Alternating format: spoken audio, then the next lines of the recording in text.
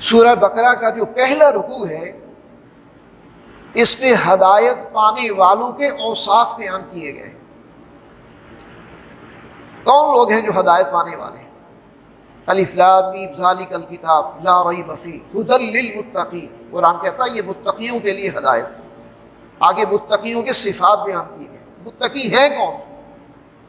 الذین یؤمنون بالغیب ویقیمون الصلاۃ ومما رزقناہم ینفقون والذین یؤمنون بما انزل الیک وما انزل من قبلک وبالآخرۃ هم یوقنون اولئک علی ھدی من ربہم واولئک هم المفلحون۔ یہ ان کی صفات ہیں، اہل ایمان کی اور متقیوں کی صفات۔ اور اس کے بعد بالکل ایک اپوزٹ کردار ہے، متقی صاحب ایمان لوگوں کے اپوزٹ ایک کردار ہے جو کفار کا ہے، کافر کا ہے۔ آگے پھر 2 آیتوں کے اندر ان کا ذکر کیا گیا۔ سواء علیہم اانذرتہم ام لم تنذرہم لا یؤمنون ختم اللہ علی قلوبہم وعلی سمعہم وعلی ابصارہم غشاوہ ولہم عذاب عظیم۔ کہ جو لوگ تکبر اور غرور اختیار کرتے ہیں اور متکبرانہ طرز عمل اختیار کرتے ہیں، ایسے لوگوں کو کبھی ہدایت نصیب نہیں ہوتی۔ جو بات کو سننے پر آمادہ ہی نہ ہو، جو سمجھنے کے لیے تیار ہی نہ ہو، انہیں ہدایت کیسے مل سکتی؟ تو ایسے لوگوں کے لیے پھر ہدایت کے دروازے بند ہو جاتے ہیں۔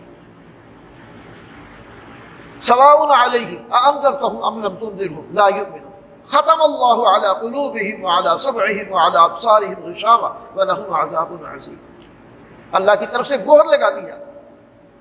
تو گویا کہ ایک اور بات کی طرف بھی اشارہ ہو گیا کہ ہدایت اللہ کے نزدیک سب سے قیمتی چیز ہے، اور ہدایت ملتی اسے ہے جو ہدایت کا طلبگار ہوتا ہے۔ دنیا جہان کی ہر چیز اور ہر نعمت اللہ بن مانگے بھی ظالموں کو بھی، کافروں کو بھی، مشرکوں کو بھی، سب کو دیتا ہے۔ حساب کتاب آخرت میں لے گا، لیکن ہدایت بغیر طلب کے کسی کو نہیں ملتی۔ اور اس کی کتنی ہی مثالیں ہیں۔ مکے کا ابو جہل اور ابو لہب ہدایت کے طلبگار نہیں بنے تو انہیں ہدایت نہیں ملی۔ فارس کے سلمان، روم کے صہیب اور حبشہ کے بلال رضوان اللہ تعالیٰ علیہ اجمعین ہدایت کے طلبگار بنے، انہیں ہدایت مل گئی۔ اور وہ اللہ کے رسول کی زبان مبارک سے پھر کہ اصحابک النجوم، میرے صحابہ ستاروں کی مانند۔